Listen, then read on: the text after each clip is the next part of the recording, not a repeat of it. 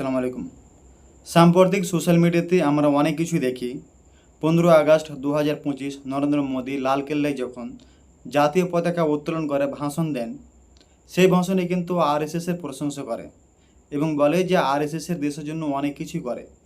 কিন্তু পিএম মোদী এটা ভুলে গেছেন যে আরএসএস দলটা 1925 সালে তৈরি হয়েছে।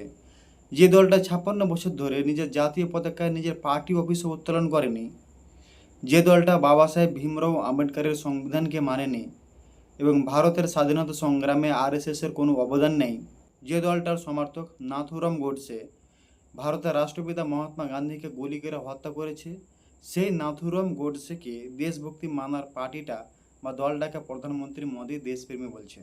বাহ!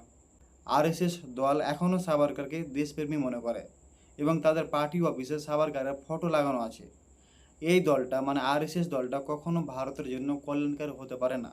যতদিন থেকে আরএসএস দলটা ইউপিতে ক্ষমতাতে এসেছে ততদিন থেকে আপনারা দেখতে পাচ্ছেন দেশে সাম্প্রদায়িক সম্পর্ক আমাদের নষ্ট হয়ে যাচ্ছে, একে অপরের দ্বন্দ্ব লাগিয়ে দিচ্ছে এবং হিন্দু আর মুসলিম ধর্মের মধ্যে গৃহযুদ্ধ লাগিয়ে দিচ্ছে।